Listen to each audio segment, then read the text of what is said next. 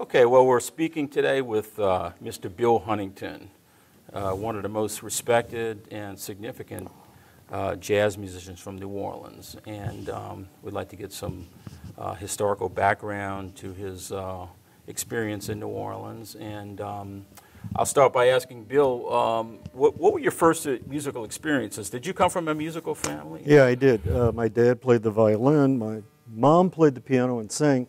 My sister played piano and was studying opera. So my first experiences were really in listening to opera, you know, and hearing my sister practice and play the piano. And my dad by then he wasn't playing violin, he had stopped, and he was doing something. In fact, he was working not too far from here where the levee board building is now. It was called Consolidated Vultee. And they made the PVY planes, the Catalinas, that helped win the war in the Pacific. Wow. So, yeah, he's got some great stories.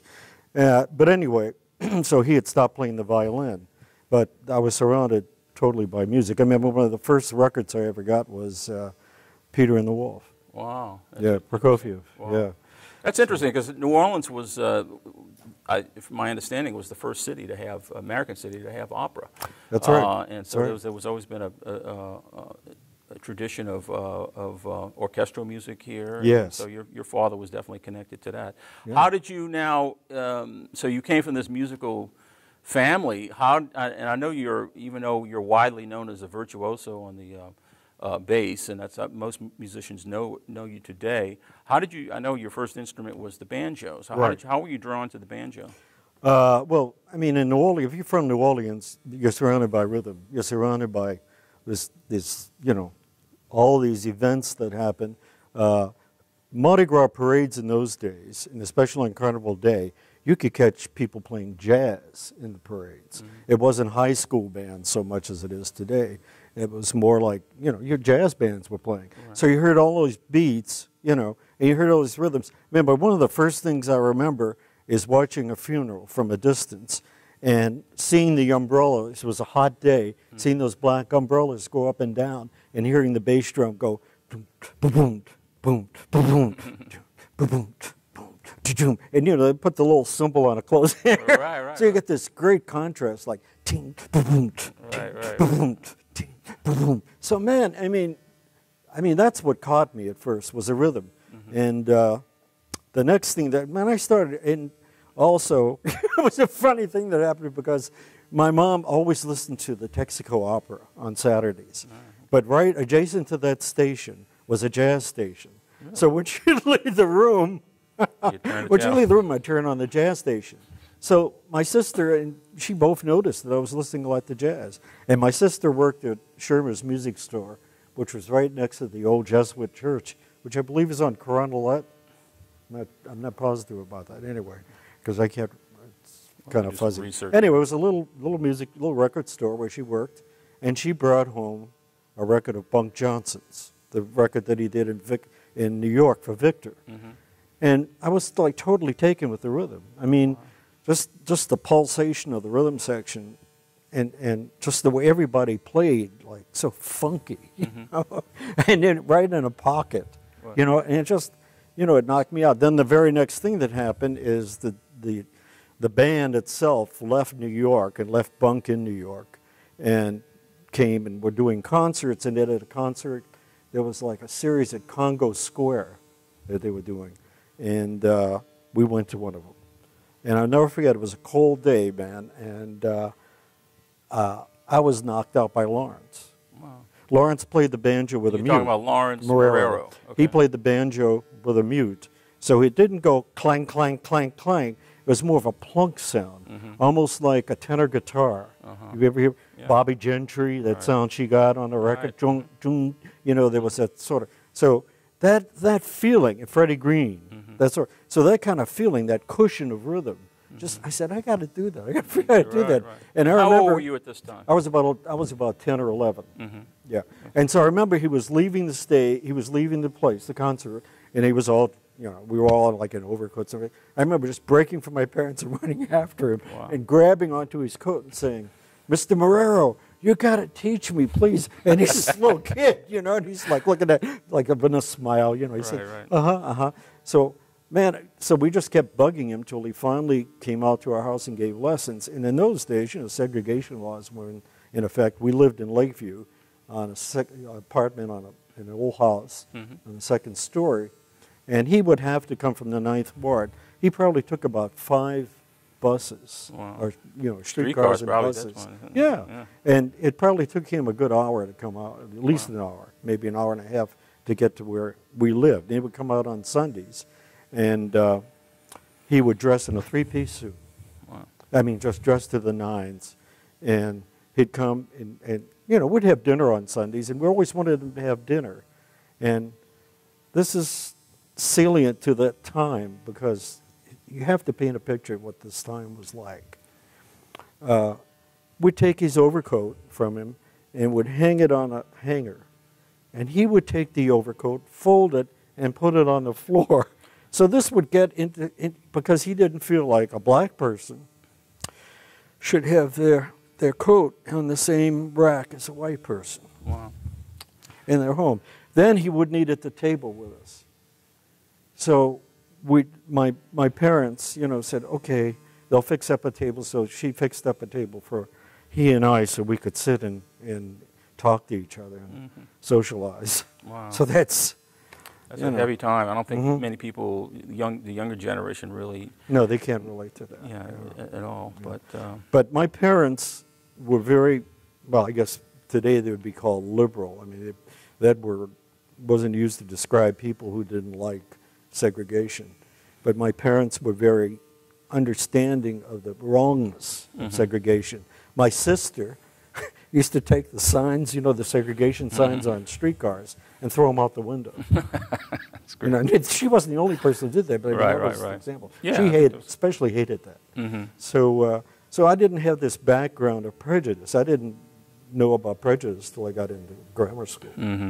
Right. So anyway, I took lessons from him and did that for maybe a couple of years and started playing, started jobbing around with the old cats. Now you made, I guess when you were in your teens, I'm not sure exactly how old you were, but you made a very significant recording with the trumpet player Collier, Ken Collier. Right. Can you talk a little bit about that? Because that's Ken was a very interesting case because he actually was a merchant marine, and he jumped ship in Gulfport to get to New Orleans. He was one of the first of the expatriates, like people to come over to this to New Orleans to really get into the music from say Great Britain.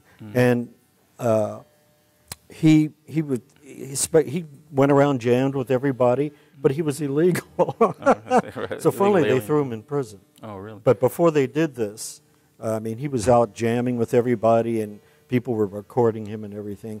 And especially he wanted to play with the older black musicians, which is what I was doing. So especially I was playing with Mealy Barnes and Albert Giles and Albert Glennie, who had played bass with Buddy Bolden. Oh, okay. So here is this 14-year-old kid, and Buddy Bolden's around. I mean, Albert Glennie's like in his 80s, 84 or something. And you're 14? Yeah. And do you remember what year that was? Or around 51, 50, something like that. Early 50s. Bad at dates, I'm sorry.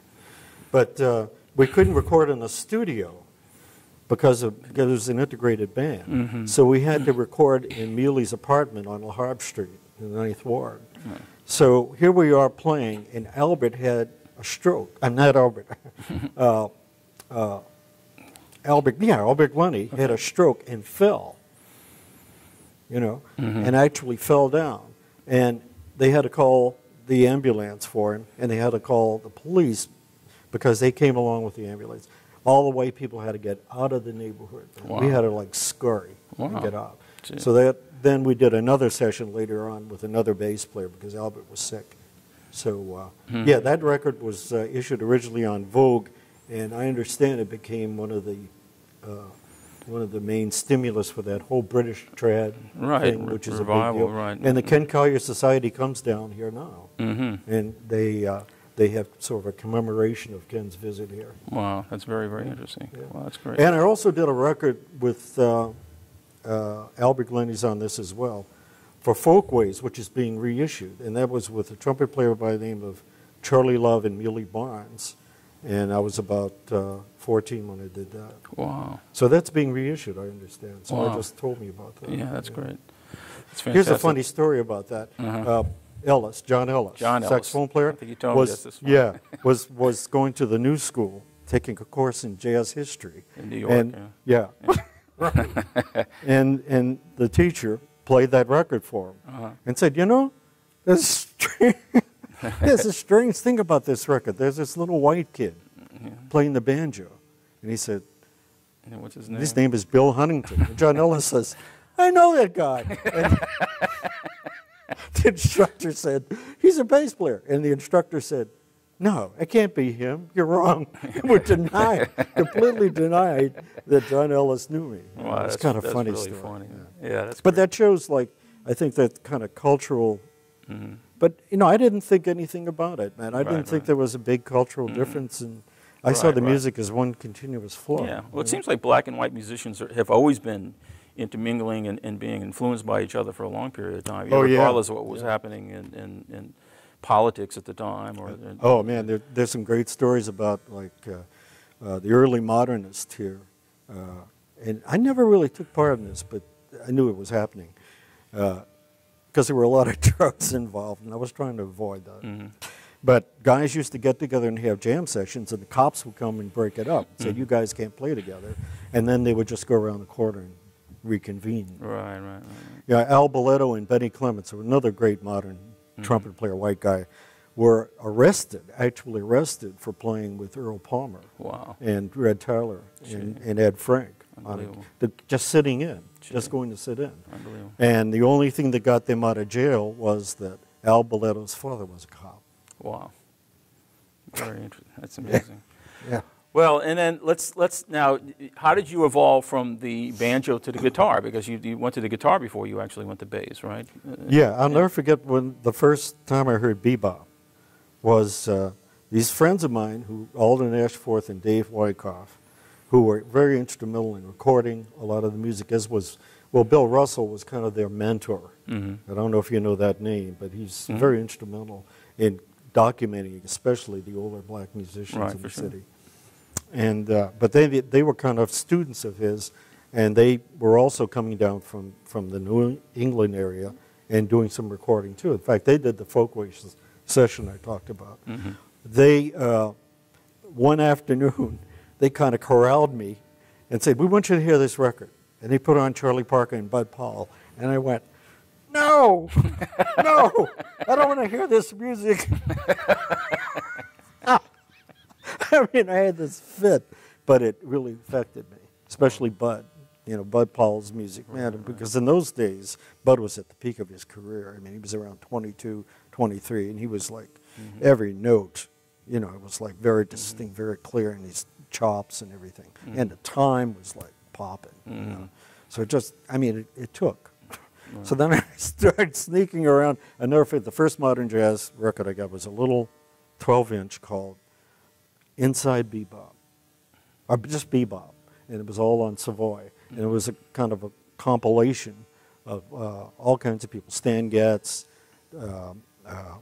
great J.J. Johnson record with Bud on it, Bud Powell, and anyway, it was just sort of a compilation of all these great players, man. And I wore that completely on. Right. And your first influence on the guitar? I know you listened to Charlie Christian, and was that the first? Is that your first recollection of guitar that you? It was Charlie Christian basically. And in those days, there wasn't this huge amount of information on playing jazz guitar that there is today. I think there was a Nick Melanoff method, and there was, I mean, none of the Berkeley books were out. I think that, I'm trying to remember, Sal Salvador had a method out. And I got that and was trying to learn fingerings and scales. But you got to remember, I played the banjo, the tenor banjo, which was tuned in fifths. So when I started playing guitar, I got my parents helped me out with it. My parents, by the way, were supportive in all of this. That's great. I mean, my dad would chaperone me to sessions, you know, when I was a little kid, and loved the music, you know. And then I mean, you can imagine in those days, a little white kid you know, wanting to be around a lot of black people. Mm-hmm. You know, it was just unheard of. Right. You just didn't do that. That's great. And we were almost thrown out of our house one day because we had a session at our house. And our landlord came, called my parents downstairs. They lived downstairs. And said, you'll have to get out of the house. Wow. We don't want those people there. Mm-hmm. And my parents just talked them out of evicting us immediately because they were about ready to call the police and have us just thrown out. Right, right. So anyway, that's, you know, people, it's hard to understand what that was like. You know, we have vestiges of that, certainly, but man, I mean, this was an institutional blockade. Right, right. You know.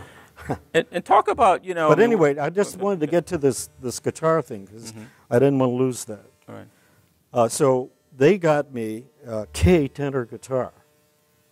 It was a 4-string guitar, tuned in fifths. Wow. That was my first guitar, and I put a DeArmond pickup on it and played that. And started doing, by that time I had met Buddy Prima, who was, Buddy is just unknown, but Buddy was like, in those days, was like Harry Connick Jr. today. Yeah. I mean, Listen, he was just for the record, but Buddy Prima was Louis Prima's nephew. Yeah, Leon's son, the trumpet Okay. player and the nightclub owner, Leon Prima. And Buddy was really known more as a piano player or a trumpet player? He was a trumpet player and piano player, but yeah, was basically known as a piano player. He's a good singer, natural, you know, just a real natural cat. And by the time we had met, and Buddy was going to Loyola, and we did these radio shows weekly for Loyola University. And I played this 4-string guitar. Oh, wow. Yeah, I played. In fact, I think I sent you a transcription that I did on Right, that's right, that's right. of a tune. That's great. So, but you know, so Buddy was always kidding me about, man, you play so well. Why don't you get a real guitar? So my uncle passed away, and they willed his guitar to me. It was just a little flat top. So again, I got the DeArmond pickup and put it on the flat top, and practiced for like 2 weeks really hard, you know, and learned the guitar, learned that tuning. Wow. And walked in and didn't tell anything to Buddy. And we're doing, these radio shows were live, you know. So they were WWL, by the way. WWL. AM, yeah. And so we started doing this, we were playing Jersey Bounce, and I had a solo. And, you know, we're going along, and Buddy's just sitting at the piano, bobbling around. And he looks around, he sees a 6-string guitar. He fell off the piano stool. That's funny. Yeah. Well, talk a little bit about what it was like to learn, you know, because we're in this modern age where we have the internet and we have MP3s and we have things that slow things down and transcribing records. And what was it like for you to learn music at that time? I know you had records, but it seemed a lot of it had to be done, transferred by ear. It was all oral. Oh, yeah. It was all by ear.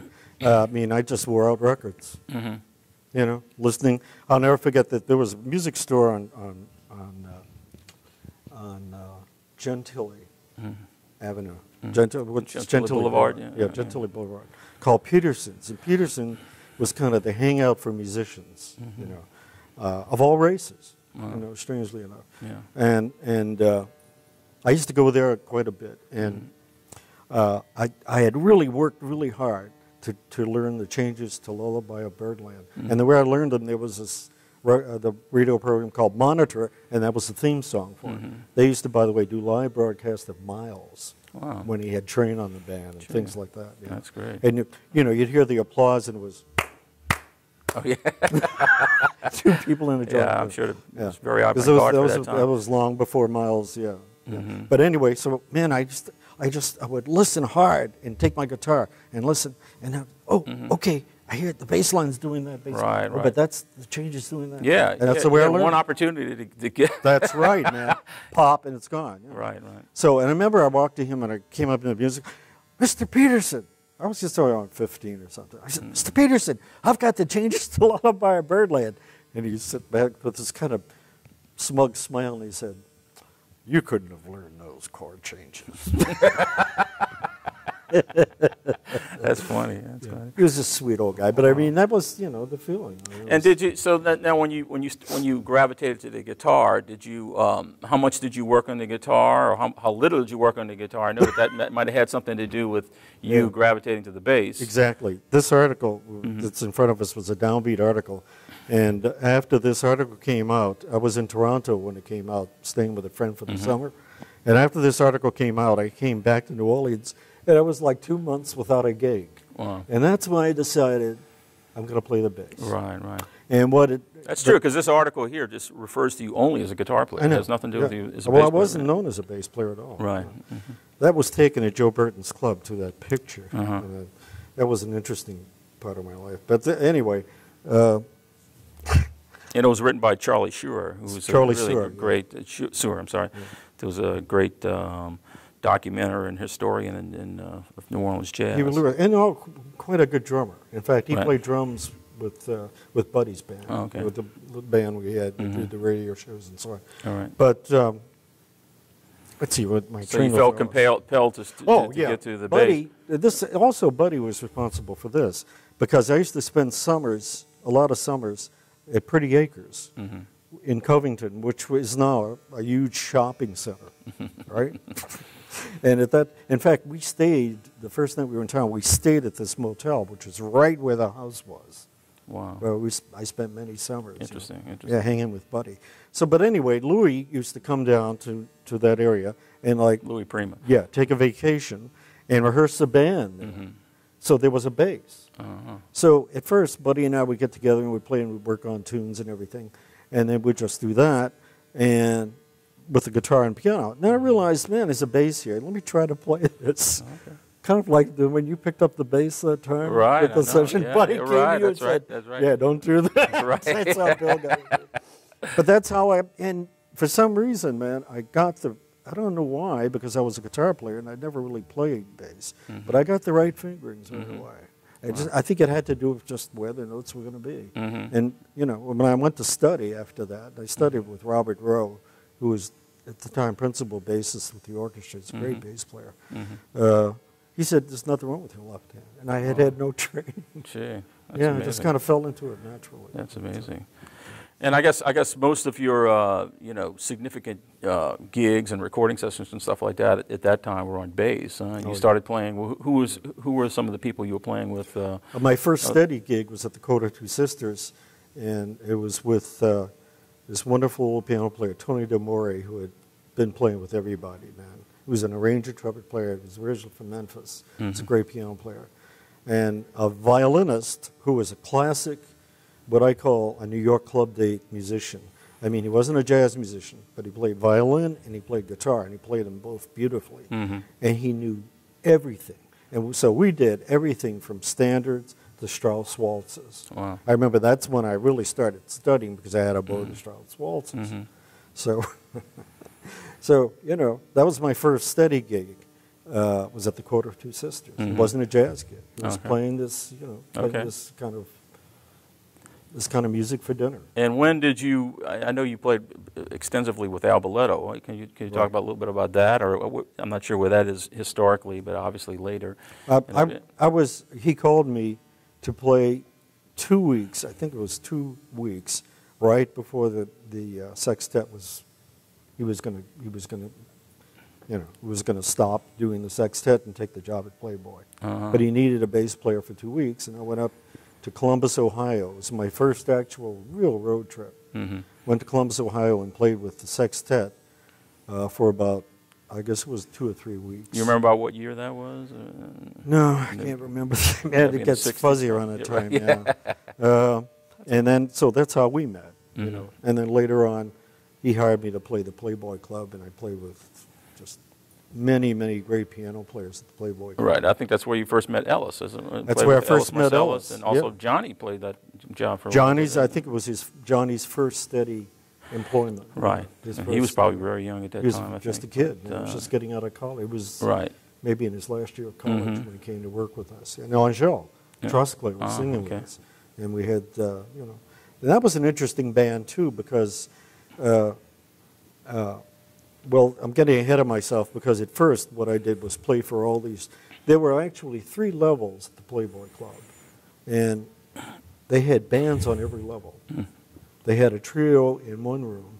They had a trio in what they called the show room, and then downstairs they had bands. And Al's sextet played downstairs, and then there were trios would come on, you know, and play. That's where I also first met Snooks Eglin, because he was playing solo guitar. Snooks was playing very differently than he was playing with Wes Montgomery. Wow. Really? He was playing with his thumb. Wow. Interesting. Yeah, he was playing great, and he had a big hollow body. He wasn't, Gee, you know, he great. got into this other thing later on. That's amazing. Yeah, that's amazing. But and he wasn't singing. Wow, He okay. was just basically playing the guitar. And Snooks Was the Playboy Club at that time considered anyway, okay? I'm yeah, sorry. they had bands, and all these musicians were playing. And I mean, they were guys that Al had brought in from out of town, from Columbus, that he wanted to work with. Richie Payne was playing bass with him, and Richie was like, he had to really get Playboy to help him get Richie in there because Richie was black, and there was this thing about you can't have a black musician working, you know. By the way, something I should mention, man, that I brought the first integrated band to the Roosevelt Hotel. Really? Yeah, Wow. I really did. Wow. And it was at a jazz club meeting, and the reason I did this, and I was about 16 then, I was still playing the banjo. And the reason I did this was that I used to go to the jazz club meetings, New Orleans Jazz Club, and they would have these bands, and they were always white. And very seldom you'd see a black, if you saw a black band, it was just some black guys that they had brought in. But I said, I'm going to bring these guys, man, that I know are great players. Saeed Frazier, who taught Hurlin Riley, and people like that. Was a drummer. And Mealy Barnes, this clarinet player I'd been playing with.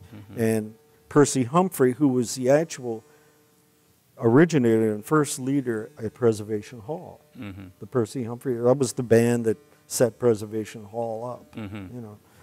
And I brought him in. It was my band. This kid, Right. you know. I think I paid the guys $10 a piece. Wow. Yeah, something like that. But, you know, there was a photograph taken of that. And later on, George Gerard, this trumpet player, was playing with the Basin Street Six, great trumpet player, died very early. And Jack Delaney, also a great trombone player.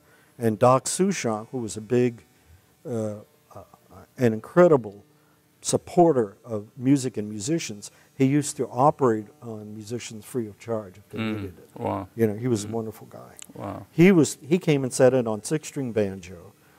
Jack sat in on trombone, and George Gerard sat in on bass. Wow. So there was this integrated. It was like a show of unity.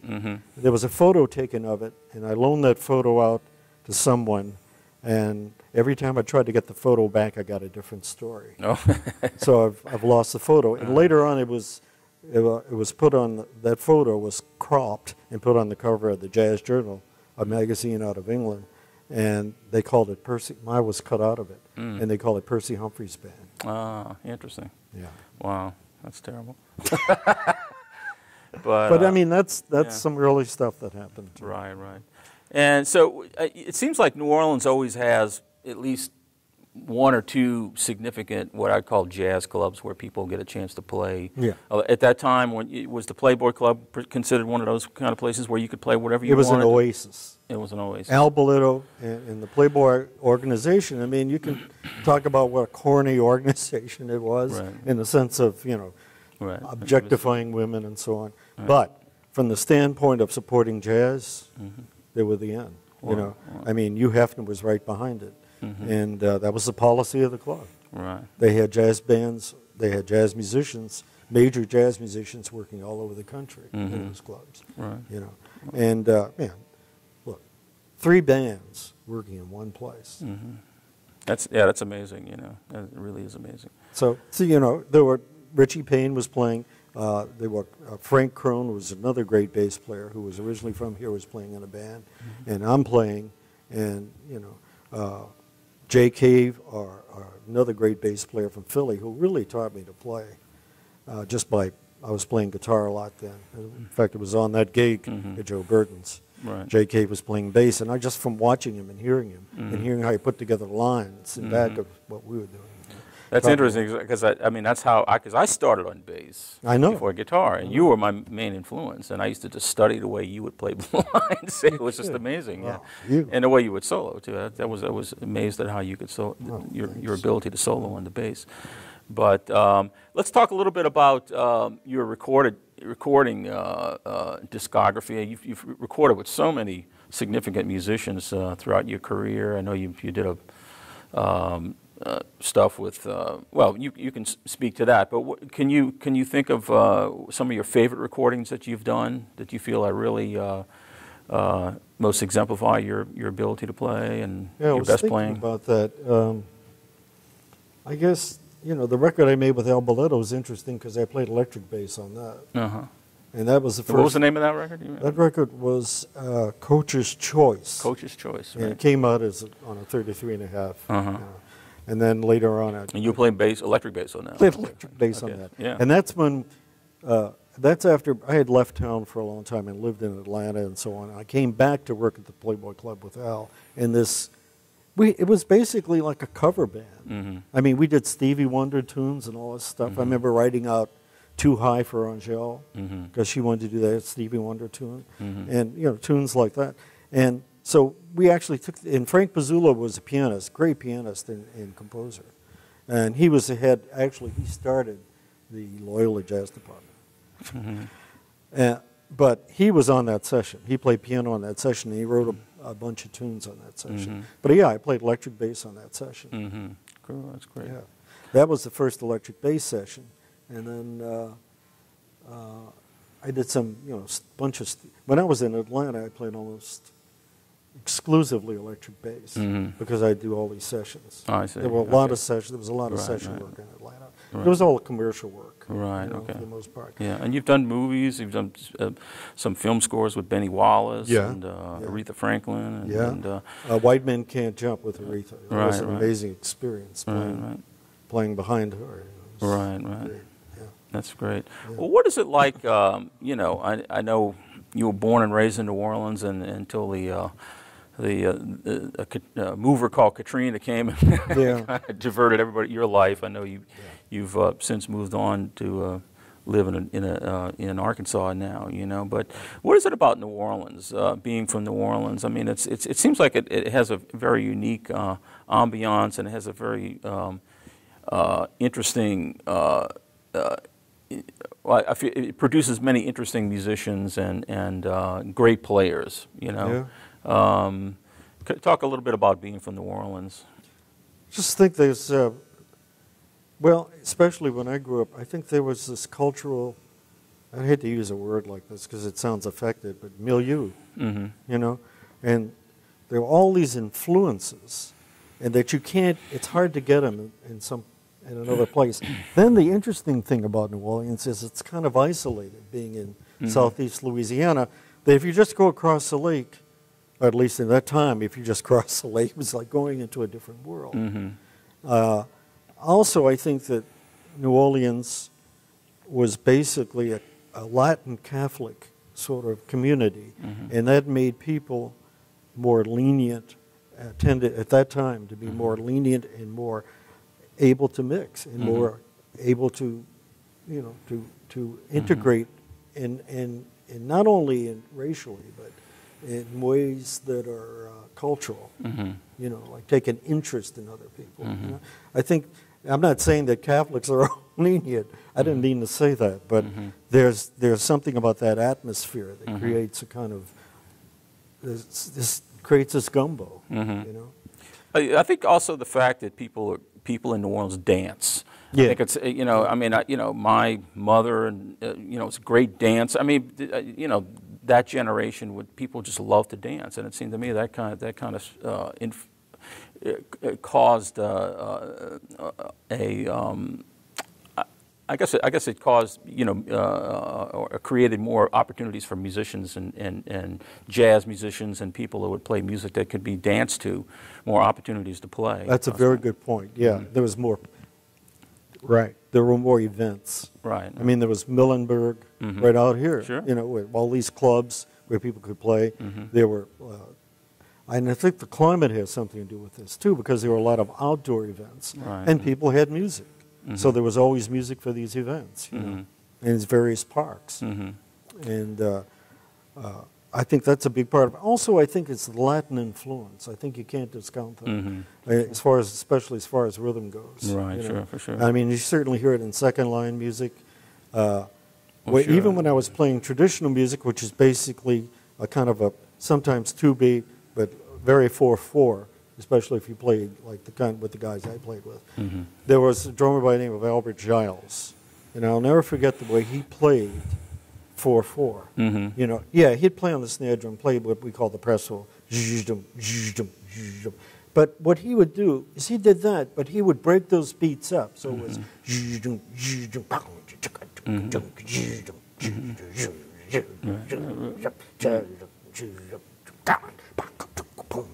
know, these safe notes. Later on, I played with David Lee, and there's David Lee going, bum, bum, bum, bum, bum. Right. You know, so it's like that really love of rhythm and that just natural kind of affinity, you know, for all that rhythm. And I think Latin music has a lot to do with it. Yeah, for sure. You know, that's true. You know, well, I think of New Orleans as being the northernmost Caribbean city. So I mean, there's so many different influences. I think that's really from true. that region. That's really true. Well, Bill, this has been very, very informative. I hope. Is there anything else that we should touch on before we wrap things up? I think that we got a great perspective of your life and your history in New Orleans. And is there anything that message that you'd like to convey to younger musicians? Or Use your ears. Use your ears. Use your ears. It's really important to like think of this music and as far as like really hearing it. There's so much information today that there's a tendency. I call it real bookitis. Right, real bookitis. Right, that's true. You know. Yeah. Get away from the real book. You know. I just did a whole like. Did I send you the anthology? I had a little anthology. Yes, you did. I did. Yeah. You know, where I just did everything in Roman numerals to get people. And Jerry Coker, of course, a lot of people have done this already. But it's just to get. I used to try to get students to think in terms of functions, not in C7th went to F, major 7th, went back to D7th. I wanted them to see those cycles rather than and hear them. Right, hear them, know, yeah. Rather than like copy the changes off of the book, because there's so much of that. And I know.